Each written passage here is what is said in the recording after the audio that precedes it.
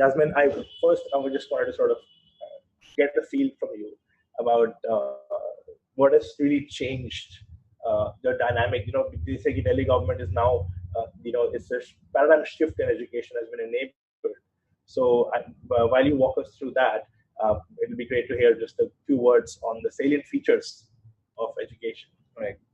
So thank you, Sahil, and it's my pleasure and privilege to talk to all of the supporters and volunteers of AAP from all over the world. Many times what reaches to you often is the politics of what happens, in Aam Aadmi Party and some of the major political events. We feel this is a much needed conversation because Aam Aadmi Party never came to politics for the sake of politics, and we all know that. We came because we wanted the governance of this nation to change, and therefore 4 years after being elected to power with the kind of majority, 67 out of 70 seats, this is a good point in time to actually reflect what have been the major outcomes of governance. And if I have to boil it down in terms of what has been the major outcome, I think it is this belief that like change was possible in politics when an honest party can come and win elections. The last 4 years are a testimony that when honest politics is given a chance, you can see transformative outcomes in governance. And as we will cover in this course of this conversation, we have begun to see the measures and the outcomes of governance changing in major ways in many sectors. It's not going to be possible to talk about everything here. A lot of this information is available on the Aam Aadmi Party website, on Delhi government website, so we can talk about that. But we'll begin now first with education. Yes. And your question, I think, Sahil, was what has been the major approach towards transforming education. So, when we entered into government in 2015, the state of Delhi's government schools was no different from what you would expect. Close your eyes and imagine what a government school looks like. I'm doing that. Right? Close your eyes and really think hard about whenever you have seen a government school in papers, on TV, you've never seen bright, shiny schools with happy children. You've always seen them as dingy, smelly toilets, and there are cobwebs and glasses are broken. And this is exactly how we started back in 2015. And the reason why we have been able to effect a transformation in the Delhi government school is because we have worked actually on 4 or 5 major pillars. There's no one thing that we have done that has been the silver bullet. So there has been a commitment, there has been a conviction that all the factors that are needed to improve the quality of education will be addressed. What are those factors? Mainly, I can tell you about them. 4 pillars. Yeah. So first and foremost, it has been the improvement in the infrastructure. And, we saw right from the number of classrooms and schools, the infrastructure in Delhi's government schools was quite lacking. And we're talking not a distant state of India. We're talking about the national capital. And we had classrooms which has 100, 150 children stuffed in one room. I'm not even talking about how good or how clean those rooms were. The toilets were dysfunctional. We would have instances where teachers and girl students especially holding on and not going to washrooms for hours together just because their rooms are not functional. So the reason why we focused and invested a large amount of our money, the taxpayers' money of Delhi in education, is because it provided a basic sense of dignity to the students and the teachers, and they felt a sense of confidence that we are not second-grade citizens. ये हम पर सरकार उपकार नहीं कर रही है कि हमको फ्री में पढ़ाई कर रही है, ये हमारा हक है. There is a right to quality education that a citizen of India should feel. So infrastructure was the first. So infrastructure investment is clear as per this graph. As a quick thing, I just wanted to highlight that the rate of expenditure has gone up to 19% from 12%. Yeah, and I think the most revealing data over here is the graph that you see on your right, which is you see a red line and you see a blue line. So the blue line is what is the average percentage of the annual budget that all the states of India spend on education, which is around 15%. In Delhi, which is a red line, it is 26%. We are the only state in India that today spends more than a quarter of our budget in education. And large part of this has gone into infrastructure enhancement at an unprecedented scale, and we'll see some numbers because of that. But 3-4 other areas that we worked on very briefly, and we can cover them later, is teacher training. We believe teachers will play the most important role in imparting better education. Then we have accountability of schools to teachers, to parents and to communities through mega PTMs, through school management committees, and decentralization of control and power, essentially. Yeah, the Swaraj model, as I've heard about it. Absolutely. Yeah. And of course, the final bit has been actually a focus on the pedagogy and the curriculum. Eventually, if you really have to teach children a different quality of education, then you have to look at pedagogy and curriculum. And we have brought some of the biggest reforms in India today in Delhi's government schools, which we can talk about. Great. So the 4 pillars, I think, are fairly well understood. I'm sure all of us as well. So essentially, classroom increase, teachers training, the curriculum, and the budget to increase infrastructure. We actually have a very wonderful video which showcases the work that Delhi government has done in education. I'll be playing that in a second. But before we move forward with that, a lot of us, I'm sure, associate Delhi government mostly with only education. And then there are so many things that else that also has been done. But why does, I'm just playing devil's advocate here, why does the Delhi government believe so much that the power of good education? How much impact do you think you can really bring in people's lives when a lot of cynical people say, there are many other things also. Why only first thing? Why are you caring so much about education? That is a quick question I wanted an answer to before we played our video. Okay.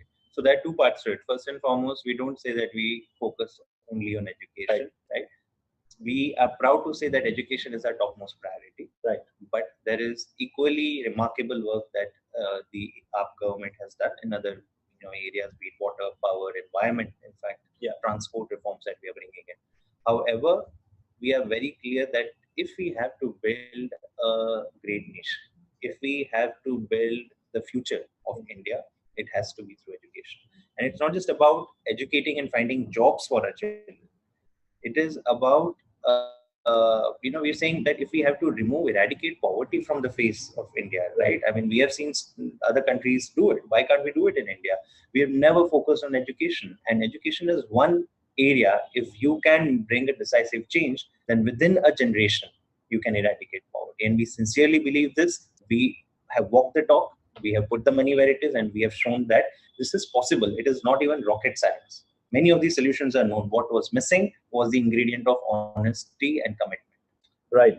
As much, thank you for clarifying that, because a lot of my friends have this whole thing, and I'm always saying the same thing to them. The education is a silver bullet, and we have the power to literally wipe out poverty in one generation if we're able to educate everyone well, and not just in terms of a labor force, but actually a holistic learning. So just to illustrate that, I'm going to play a quick video on the happiness curriculum from the Washington Post. Again, if anyone has any problems, please, with hearing the video, there's a lag, please do highlight this to our host here, Aditya, on the chat, and we will try to correct it. So I think I'll put my headphones on to see if I can listen. Thank you.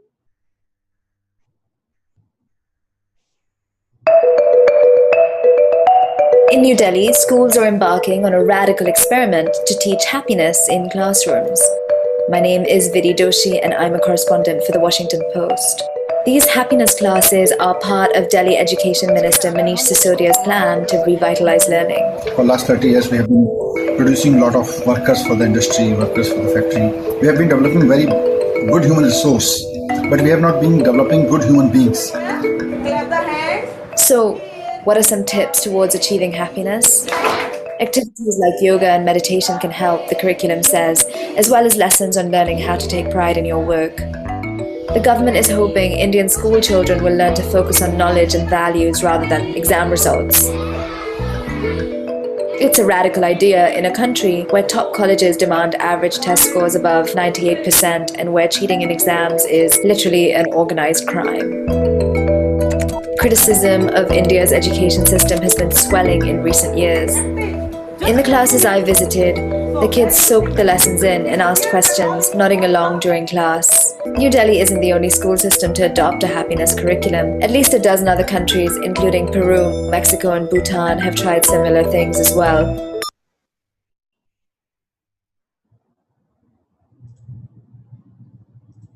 Right, so that is something that we definitely I mean, I think the pillars, the happiness curriculum, why it is there, and what benefits you can provide to students. That is quite apparent. It's good. I believe there's an entrepreneurship curriculum also being planned out, right? Yeah. So as I said, one of we have been constantly innovating in trying to find the missing gaps in our education system, and we've always been so syllabus focused in India, and therefore scoring higher number of marks. That we believe that some of the essential life skills and the soft skills that our children and our youth need to be effective citizens and to also build a better career for themselves, actually the school education fails to impart that. So we talked about happiness curriculum, with the idea that it can, build, values of empathy, critical thinking, mindfulness, and more, holistic set of skills. Similarly, we said that, why do we always tell our children, marks, ज़्यादा लाओ, exam में pass करो और फिर नौकरियाँ ढूंढो? Why cannot we instill entrepreneurship mindset in the children at a young age? And no school system in India today does that. This year, Delhi government has started a pilot, and in July we'll launch it in all the government schools. So all children from standard 9 to standard 12 will have a mandatory entrepreneurship curriculum class, and essentially they are being taught the ropes of what does it mean to have an entrepreneurial mindset. How do you work in teams? How do you work with with risk? When you start an enterprise, how do you be innovative? How do you work in different kinds of environments? So these are essential skills, and even wherever these children go, being told that it is okay to fail, being told it is okay to sort of accept risk and take a calculated chance when you have an opportunity, when you have an idea. Yeah, I think that's very important, because it's a combination of soft skills as well as an entrepreneurial mindset, which I'm guessing would encourage people to get out of the comfort zone, essentially. Think on their feet, right? If I could summarize that. Yeah. Great. So as the slide deck that I put up here, the slide that I've got open here, gives me a lot of pleasure to talk about and also ask you more about it, because this here is the outcomes. This here is the outcome of all of those pillars, all of that work being put in. And I would love for Jasmine to discuss with us what are the key successes we've had. I mean, we've got the numbers right here, but please give us. So as I said, see, the education system is it's multifaceted. What we can see on this slide are two aspects of how the education system of Delhi's government schools have finally started delivering for the students and the children of Delhi. Yeah. On the left-hand side, what you see is something that is one of the measures. It's not something that we believe, because we tend not to overemphasize on exams. Right. But everybody cares about 12th standard mein kitne marks aaye. Board exams, JEE mains. So 12th standard pass percentage is an important point of accountability for the system, whether the system is working or not. And what we find that for the first time in the history of Delhi, the graph in red is Delhi's government schools, and the one below that in dark blue is Delhi's private schools. We find for the last 3 years consistently, Delhi's government schools have delivered a better pass percentage in 12th standard than Delhi's private schools. This has never happened. Both of them run CBSE curriculum. And last year, in fact, the performance and the pass percentage was greater than 90%. So this is remarkable performance by any measure.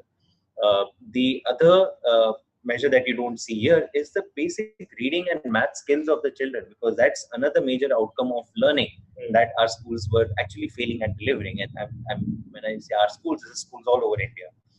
And we've been running a series of initiatives. Earlier we launched something called Chunauti. This year we launched Mission Bunyad, and we are seeing remarkable increases in terms of lakhs of children who were not earlier able to read even their class textbooks are now able to read their class textbooks. These are transformative changes in the child, in the life of a child. Where for 5 years, 7 years, they are sitting in their classrooms, not knowing what's really happening, not being able to read, and suddenly with a focused program like Mission Bunyad, in the course of 9 months, they are actually able to read and follow what is happening. Bunyad is a remedial program where after school, in the summer holidays, so this is both after school and the summer holidays, but also during the school period, they take 2 hours aside to have remedial curriculum. On the right-hand side of this slide is another major parameter, which is, the right to education promises 25% reservation for children from economically weaker sections in private schools. Now, it is supposed to be a transparent way in which even a poor child can get access to a private school admission. However, in practice, this was full of corruption. And in 2015-16, after we came, we fixed the entire system. We ensured that these decisions of who to admit and who not to admit are not taken at an individual level or at a school level. We brought in place a centralized, computerized lottery system by which no one, not even the minister, not even the senior most officer in education department had any discretion. So you could put your child's name, and based on location criteria, you could pick some of the schools and you were randomly allotted to a private school. And you would see how effective this has been just by the numbers. 3 times as much as before. Yeah, but the interesting thing is, before this government, there was actually no data even to look at what was the performance of some of these things. It's only we who are slightly data obsessed, because we do believe that the work we are doing should result in tangible outcomes for the people. And when we started tracking, we see that over the course of 3 years, there has been remarkable increase in number of children who have now admission to private schools. Exactly. The key to solving a problem is to first measure it, right? So that's really great. I would love to discuss more about education in terms of the points and the technicalities and what achievements, but nothing can be summarized better than this next short video that I'm about to play, which actually covers all the education achievements, and then we can move on to our next section also.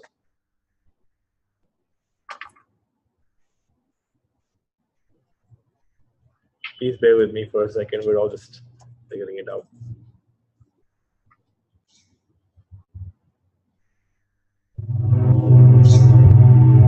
We are living in a democracy where people are voting parties into power and governments are getting formed.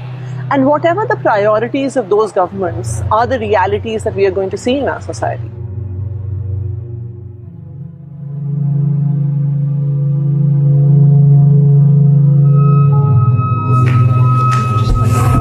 Our first panelist is Miss Atishi Marlena, a postgraduate from the Oxford University. Topper from St. Stephen's College, University of Delhi. Then she studied at the University of Oxford.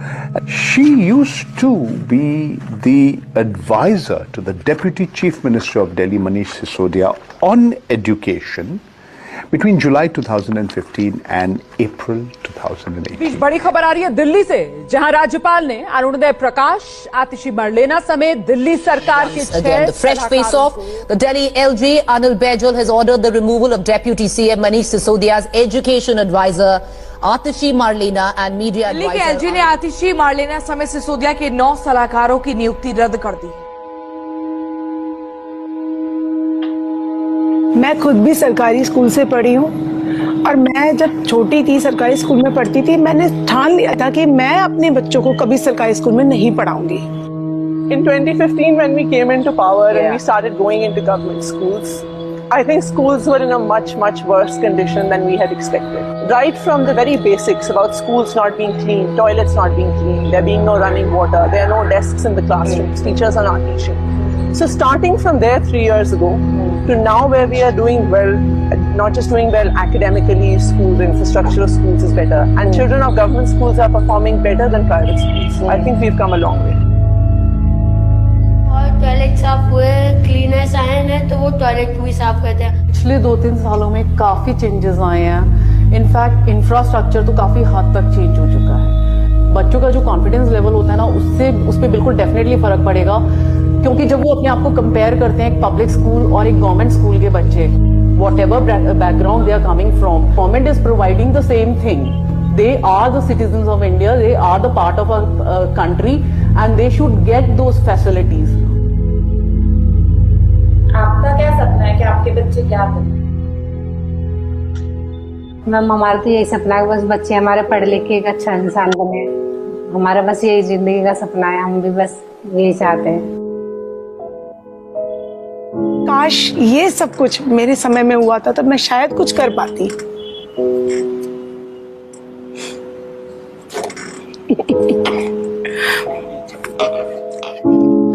First, the change should be brought about in children, but that change should pour in from the top. और वो top से कब होगा?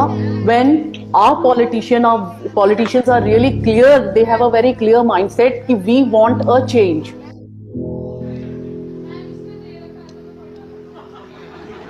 अब आतिशी को ऐसी जगह बिठाना है जिसे देश की सबसे बड़ी पंचायत कहते हैं, संसद कहते हैं। आतिशी जैसी महिला अगर वहां सांसद बन के बैठेगी, सोचो वो एडवाइजर बन के इतना काम कर सकती है, कल को सांसद बन के बैठेगी तो कितने काम करेगी आप सोचिए। We were able to bring about these changes in Delhi government schools because we were funded by honest money given by people like you. If we had been funded by corrupt contractors or big corporations, then we would not have been able to bring about this change. So if you want that this education revolution should spread throughout this country, if you want that children everywhere should get high quality education, then it is time to come forward and support Aam Aadmi Party and the upcoming elections. Change is possible, but it needs to be supported by people like you. बस यही मैं कहना चाहती हूँ कि अब बस बहुत हो गया धर्म और जाति के नाम पर। अब हम जो करेंगे शिक्षा के नाम पर करेंगे।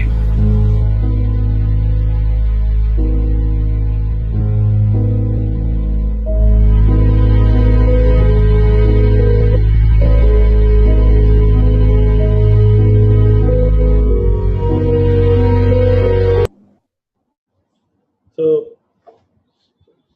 this was a video by featuring another change maker of Aatishi, who I forgot to introduce to you before this video.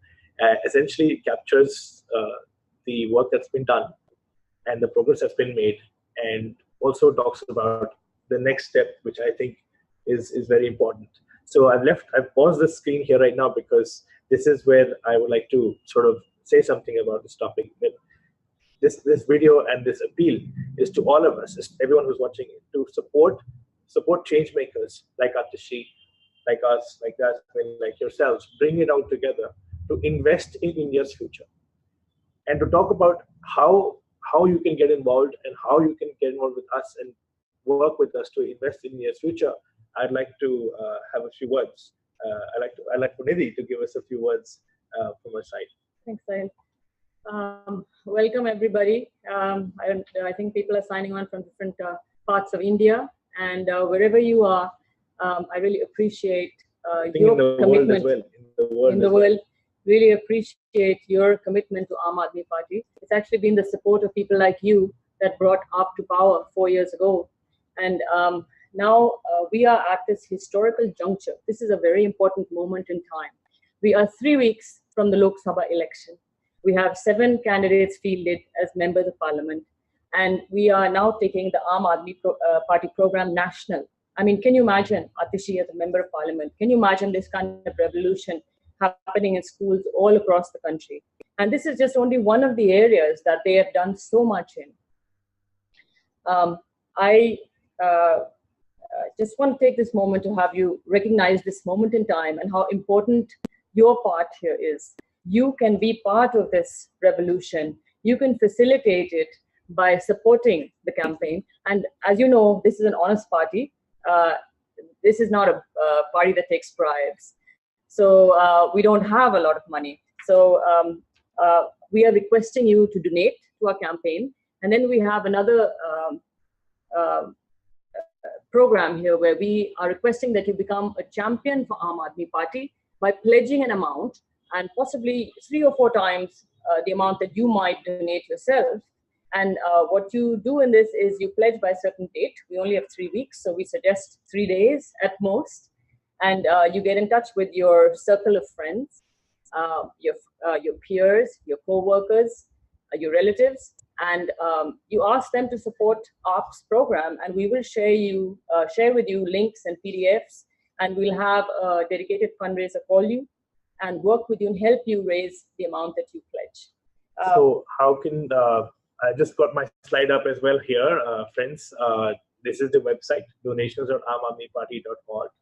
Now you don't have to straight away, we would encourage you to go off and donate right now, but we'd also like you to stay on this program for another 20 minutes or so, right? So this is the key to remember, and we've also shared this URL with you via email and WhatsApp as well. And while you have the, I was just wanting to discuss, understand from you, Nidhi, how can somebody make the pledge happen? Like, how can somebody say that, okay, I'm interested in donating? How can they actually go forward? What you can do is, if you're ready to pledge right now, You can write in your chat in the webinar window, and give us 4 things: your name, your pledge amount, your donation amount, what you are personally donating, and your phone number, and we'll get back in touch with you. And you can also WhatsApp us with this information. The WhatsApp number will be +91. Yeah, it's right here. It's on the screen. So you see the number there. It's 964. But they have it as well. Okay, 332-7256. So this is what we call a little pledge break, and we're at the end of that pledge break, so we can move on to our next section. I realized that we used to do a physical version of these events where we would have everybody come in and see an outcome of all the work that we've done. We've had this discussion in physical events, but we ended up having those for 2 hours sometimes. And we realized that this is a 1-hour webinar. It's really difficult to compress everything in 1 hour, but we'll move on to that. Thank you, Nidhi. So I hope you've all understood that if you want to donate, you can just say, I will donate X in the chat window. And if you want to raise some funds from your network, you can say, I pledge to raise X in the chat window or on the WhatsApp number, which you already are familiar with. Moving on to our next section, Jasmine. But just to let you know that the Q&A session that we're planning to do, we'll actually start that right after this next topic, because there's no time to cover all the topics, right? So we're going to cover a couple of subjects here quickly, and then we're going to have around 15 minutes of dedicated question answers. There's lots to answer, and we have a hard stop at 8:30 today. So, but I'm sure some of you can WhatsApp your questions on this chat window or the number we've shared. So moving on to health. That's another really great success story that we've got. For health also, I can see that there's a similar approach that's been done. If you have just a short recap of what's been done in health as well, I would love to then show another video if possible. True, absolutely, and absolutely right. I think along with education, healthcare has received the maximum focus and the budget of this government. And you can see with the slide on your screen that on the chart on the right that in Delhi we spend close to 13% of our annual budget in healthcare, whereas the average for all other states in India is less than 5%. So it's a remarkable gap. Unfortunately remarkable. We would like all states to spend this kind of an amount. But this also tells you the fact that for decades together, education and health have been sectors which have been completely underfunded and neglected. Yeah. And what the AAP government started doing, right when it came to power in 2015, is actually set in place a structure of the healthcare system that can truly provide affordable, in fact, free, universal healthcare to all the people of Delhi. The way we did that is by creating a 3-tiered network of facilities. At the primary tier or the primary healthcare, we have something called the Mohalla clinics, which has been a distinct innovation of our government. This is an innovation that has been lauded by many UN Secretary Generals. Lancet, a very respected health journal, has written about it. And it's nothing but a very frugal innovation where you have a porta cabin facility. So a small air-conditioned clinic with not 5 or 10 government staff and nurses, which typical government clinics and dispensaries used to be, but just one doctor, one pharmacist, and one support staff. So with these 3 people, you are managing a Mohalla clinic. Yeah. These clinics, idea is for them to be available within 1 kilometer walk of any household in Delhi. And they will provide free diagnosis, free tests. More than around 212 tests are provided for free at Mohalla Clinic. We tie up with labs on PPP basis and provide them results, and free medicines. So these have been extremely popular. So far, we have around 190 of these clinics already built.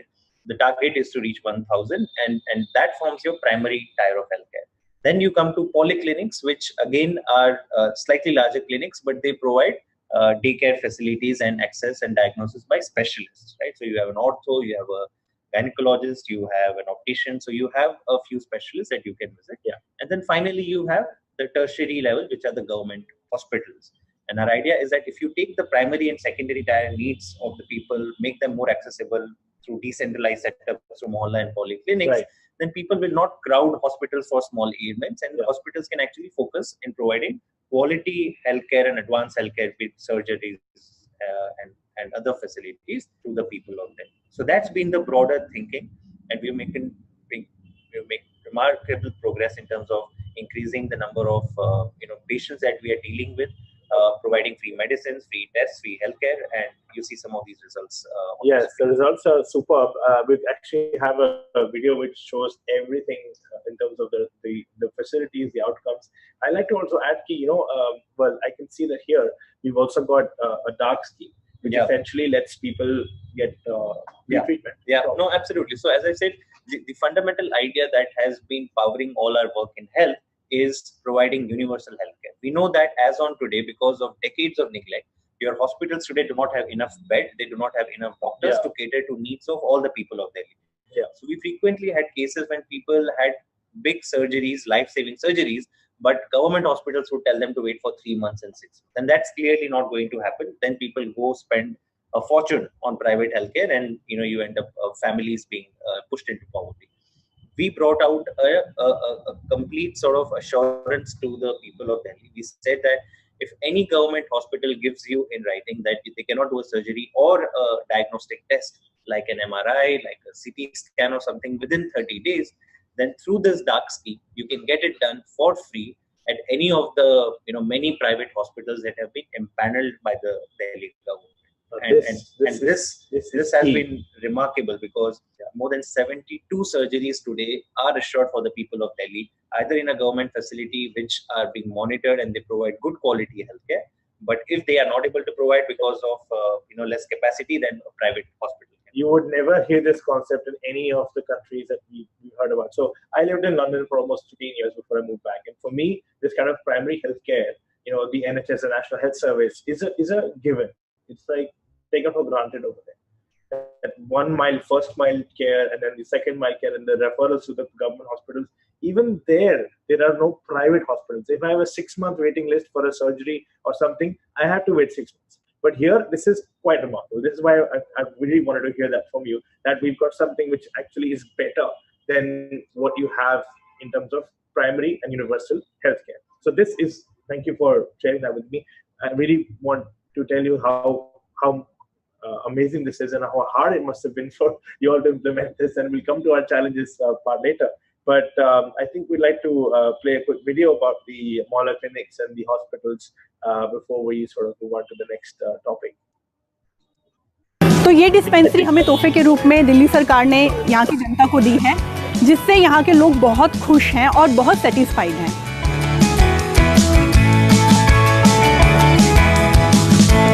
देखिए, जब भी लोग किसी भी स्वास्थ्य केंद्र में जाते हैं, कोई चाहे वो किसी वर्ग से आता हो, कुछ भी आता हो, तो उसकी उम्मीद रहती है कि उसकी जो जांच वो कराना चाहे उसकी वो जांच हो जाए। जैसे कि शुगर की जांच है, उसके लीवर फंक्शन टेस्ट हैं, उसके किडनी टेस्ट हैं। So we don't have subtitles on this video, and I understand that some of our viewers and guests are not familiar with Hindi so much. I just want to tell you that she's talking about the tests. I believe that's what she's talking about, the 212 free tests and पेशाब की जांच है, बच्चा की जो जांच होती है वो जांचें, ताकि उसको एक ही छत के नीचे वो मिल जाए, उसको दूर दूर ना जाना पड़े। तो सबसे अच्छा इस मोहल्ला क्लिनिक में ये है, ये सारी जांचें उसे एक ही छत के नीचे मिल रही हैं, उसका रिजल्ट आ जाता है, उसके अनुसार उन्हें दवा मिल जाती है। जबकि पहले इन्हीं जांचों के लिए उसे पता नहीं कहाँ जाना पड़ता था। यहाँ पे टीकाकरण की सुविधा दी जाएगी, फैमिली प्लानिंग काउंसलिंग है, एडोलेसेंट हेल्थ केयर के बारे में बताया जाएगा। जो दिल्ली सरकार के जितने प्रोग्राम बड़ी बड़ी डिस्पेंसरी और अस्पतालों में लागू होते हैं, वो सारे प्रोग्राम हम अपने मोहल्ला क्लिनिक में लागू करेंगे। जिस तरह से वहाँ लोग लाभ लेते हैं, उसी तरह से ये 10,000 की जो हमारी आबादी है, हम इसको लाभ देना चाहते हैं। All the programs, the health intervention programs that the Delhi government is planning, these are all sort of conducted here at the ground level. I think that's basically just what I summarize for all of you. And the next couple of clips are actually about a few patients and their stories. आज तक हमने सरकारी hospital कभी भी नहीं देखा जो ऐसे सहूलत है। ना तो दवाई मतलब ठीक देते हैं तो कहते हैं ये बाकी बाजार से ले लो। और ये जो हमारी नई सरकार ने अंदर पीड़ागढ़ी में हॉस्पिटल खोला है, डॉक्टर बड़े अच्छे लगे हुए हैं, जो भी इंसान लगा हुआ है मतलब बड़ा ही अच्छा लगा हुआ है, हमारे साथ इतना अच्छा ट्रीटमेंट कर रहे हैं। हम इतने खुश हैं कि आपको बता नहीं सकते। हाँ, सरकारी अस्पताल जाते हैं, वहाँ पे 2-2 घंटे लग जाते थे लाइन में, कोई बारी नहीं आती थी, कोई पूछता नहीं था। अब हमारे मोहल्ले में डिस्पेंसरी खुल गई है, सरकार ने खोल दी है, हमें बहुत फायदा है। The two ladies who have talked to us about their testimonials and their experiences, those two are essentially they're saying the same thing. Before, their doctor would not even be able to see them in time. They would have to wait too long. Or whenever they did get some prescriptions, they would be told from the pharmacy that they would just buy their medicine from the shop and we don't have it. So these two problems is what they've highlighted, and this is again the basics, right? This is and let me just see if people can see our screen again. Wait. So this is essentially the whole topic. The basics is what we're trying to fix here. There's so much lack of basic services and needs that we are trying to struggle. People are struggling with. We are solving those problems for them, right, Jasmine? Yeah. So, sorry. But before we moved on to the next topic, I actually wanted to and we realized that the time is ticking very fast, and we won't be able to cover so many of our sectors. We had planned a lot of sectors to go to walk everyone through. I'd like to end at least the presentation part of this session by talking about the overall, the one thing that the Delhi government has done for the entire economy of Delhi, I would say, is the budget improvement. Only that's how you've been able to, that we've been able to fund these interventions at various levels and improve the health and education. So if you could just talk really briefly for 1 minute about the budget and revenues. I'll just pull up the slide in a second while you start talking. No, absolutely, Sahil. And I think this goes back to the idea of what the Aam Aadmi Party stands for. Right from the beginning, the focus has to bring in complete transparency in which the government's money is collected, taxes and revenues are collected, and the way they are deployed for the people of Delhi. And there can be no bigger proof that AAP has brought almost a revolutionary sense of transparency in managing public funds, but the measure by which the budget of Delhi government has increased over the last 5 years. If you look at the slide that's there on your screen, in 2014-15, the year before we came to power, the annual budget of Delhi government was 31,000 crores. This year, in 2019-20, we presented a budget of 60,000 crores. So in just 5 years, we have almost doubled the budget of Delhi government. I've been a student, have you heard of that before? I've been a student of and been a practitioner in development for 15 years, and I have not come across any single state that has managed to achieve this feat. And again, we say, there have been a lot of small taxation reforms that we did, and we work very closely with the market communities, but we've actually cracked down on our own VAT and GST department, where the way the inspection and the rates that used to happen and the way the money was diverted even before it would reach the government coffers. So this has been a remarkable story, and can look at how hugely important it is by comparing it with the previous 4 years. So in the previous 4 years, the budget of Delhi government increased only from 26,000 to 31,000, but now in the last 5 years, it's increased from 31 to 60,000. This has been primarily done by increasing our tax base, by reducing the tax, increasing transparency, accountability, all those things. So many measures. So there has been a lot of monitoring and supervision and ensuring that there are no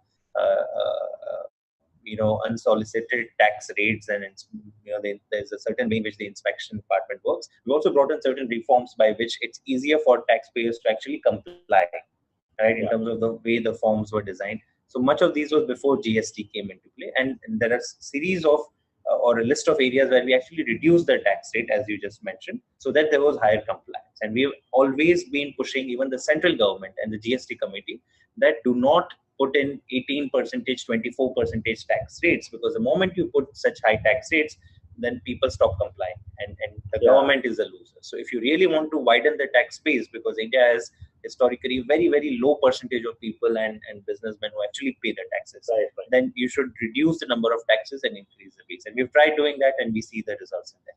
That's amazing. And this also talks to me about literally real ease of doing business, and not just what number changing in GDP, all those things. Now, I would like to also sort of talk about some of the challenges being faced. But I think it's better to also take some questions from the guests who are patiently waiting. But one thing I wanted to say, the budget increase, the ease of doing business, all those things. The Delhi government, I think now, the Delhi itself as a state now gives in 1.5 lakh crore in tax. That's right. Something like that. That's right. And I forget the other figure though, what we actually get from central government in allocation of tax. No, so I'll just make because I'm also. That's my first gripe I want to talk about. But there are many challenges. Sure. No, we'll talk more about it, and I think it'll be great to open it up for questions. But one thing that I want to emphasize, and we talked about it at the beginning, that all the change that we are talking about in the last 4 years have been has come about in a very, very tough kind of a circumstance. Many of the people who we know, who have experienced government, who have been in administration, tell us that in 4 years, the number of obstacles that have been put in our way by the BJP-ruled central government just to make sure that we do not perform. We have never seen this happen to any state government. So it's been a mockery of democracy. When a state government, the Delhi elected government and the CM want to build more schools, more clinics, but because the subject of land in Delhi is under the central government, they refuse to part with a square inch of land. Even for buses, right? Bus depots. For bus depots, for many of the needs for the people of Delhi, right? Similarly, in terms of the revenues, most states, all states in India receive a 42% under the Finance Commission of the pool of taxes that collected by the center. In Delhi, for the last 15 years almost, it is frozen at 325 crores. So every year, for the last few years, Delhi has contributed close to 1.5 lakh crores to the central pool of funds, the taxes that are collected from Delhi. But in return, we only get 325. I believe that's less than Goa even. I mean, for Goa, it's a few thousand crores. So the entire reason why the Aam Aadmi Party has made statehood as the single point agenda for the Lok Sabha elections. And this is very important because despite all the hurdles, AAP has done remarkably well in many of the areas. But that we are not content with this. We believe that the people of Delhi deserve far more. There is no reason why the capital of India cannot be like a Singapore or a London. And we've seen from within the government that all these things are doable. But you cannot do it with the kind of powers that the Delhi government has. You cannot do it when law and order is not in the hand of the Chief Minister of Delhi, when the Chief Minister of Delhi does not have powers to even appoint or transfer even his own peon. Forget about the senior officers of the government. Then land is not in the elected government, and many other challenges which are being faced only because Delhi is not a full state. That is why we've been seeing all those things about the Supreme Court, battles that Delhi government is fighting. That's what we mostly see in the media, that sensationalist kind of stuff. We don't never hear about the issue. But why are we doing all this, right? So anyway, can we just have the list of questions, please? So I think we have a break. Actually, I think because time is short and we have to head, I think let's just first hear about some comments and questions that we have, and we'll also we'll be very happy to see who all have been pledging and donating. We have had some. Yes, oh, great! Sorry, that's what you're trying to tell. That's what I wanted to let you know. Oh, I'm so sorry. Go ahead, please. So, Rajiv Mittal has donated 2,000 rupees. Pankaj Dhingra, who's already donated today, has again donated 3,000. He donated to Atishi earlier. Mr. Asmail Safdari has pledged 50,000. Thank you, sir. Mr. Taha has pledged 10,000. And Mr. Sakina is donating 1 lakh. Wow, that's superb. So that's superb. Thank you all so much. This is very heartwarming. And can I just say something? I really want to acknowledge. I mean, you're all signed on to this webinar because you really care about what's happening in this country. And both these people are pretty exceptional people. And Jasmine is one of the architects of this revolution. I mean, he is the person who has created data. I mean, we've had no data. I mean, nobody in India expects the government to present a report card on themselves. And Jasmine actually has brought out a whole booklet, which we will share with you by PDF. If you choose to become a champion for Aam Aadmi Party, one of the things that they have not discussed is yet, because they don't have time, is how little information actually gets out about what they're doing and their achievements. So I request you again, please join us at this historical moment. It's 3 weeks to go. Please pledge. I mean, pledge an outrageous amount. I know you can get that from your circle of friends and your commitment to Aam Aadmi Party. And let's keep moving this revolution forward.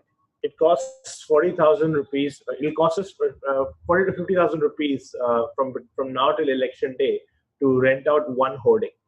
So you can see how expensive it is to keep our message out and keep our message going out to the people. And this is what all the money that you're donating and you're raising from your network will help with that. So keep that in mind. 50,000 for a hoarding, 10,000 for a sound system. I think 500 for a bunch of caps and these things. This is not a party that has, we're not carrying AAP pins and AAP mugs and, AAP t-shirts and, it's no kuchachkas like that, nothing. It's completely frugal and sensible. And I want to thank Mr. Ram Gopal for pledging 10,000. Thank you so much. Thank you, sir. Thank you, sir.